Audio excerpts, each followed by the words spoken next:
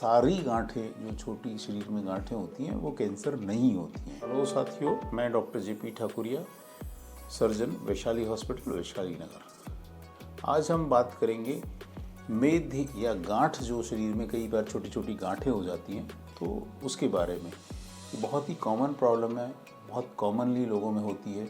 कई बार चर्बी की गांठ होती है, कई बार सीबेशियस सिस्ट की गांठ होती है, कई बार एक बीमारी होती है न्यूरोफाइब्रोमेटोसिस, उसकी वजह से जो गांठ होती है वो कई सारी गांठें हो जाती है। तो यूजुअली ये कोई परेशानी नहीं देती हैं, पर कई बार जब ये इन्फेक्टेड हो जाती हैं या कुछ और समस्या हो जाती है, ये बड़ी हो जाती हैं, तो उसकी वजह से कई बार कॉस्मेटिकली दिखने में गंदी दिखती हैं, तो इसलिए वो परेशानी देती हैं। तो रोगी यूजुअली हमारे पास तभी आता है जब उसमें दर्द होता है या दिखने में बद्दी दिख रही होती है, या उसको ये कंसर्न होता है कि साहब ये गांठ, क्योंकि गांठ का नाम सुनकर ही लोगों को लगता है कि कोई कैंसर तो नहीं है, कोई कुछ तो नहीं है, तो इसलिए रोग जाता। तो एक तो सबसे बड़ी बात यह है कि सारी गांठें जो छोटी शरीर में गांठें होती हैं वो कैंसर नहीं होती हैं। कुछ गांठें ऐसी होती हैं जो बेनाइन होती हैं, तो उनसे डरने की ज़रूरत नहीं है।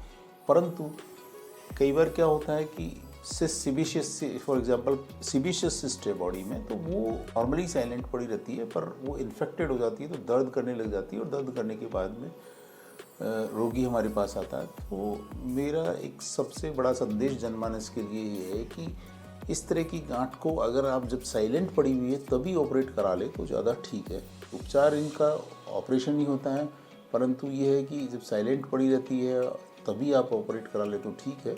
वरना क्या होता है कि इन्फेक्शन हो जाता है, तो फिर वो सर्जन के लिए भी दिक्कत होती है और जो रोगी है उसके लिए भी दिक्कत होती है। कई बार चर्बी की गांठें होती हैं जो सामान्य तौर पे पड़ी रहती हैं, कई बार कई सारी गांठें होती हैं, तो जिन उनमें से जो बड़ी गांठ होती है या जो दिक्कत कर रही होती है उसको निकालने में ठीक रहता है। और इसके अलावा और कई बार न्यूरोफाइब्रोमेटोसिस की गांठें होती हैं, और कई बार और अलग तरीके की गांठें होती हैं, कई बार कैंसरस गांठें भी हो सकती हैं। तो आपको चिकित्सक से सलाह लेकर ही निर्णय करना चाहिए और उसकी एडवाइस को फॉलो करना चाहिए। धन्यवाद।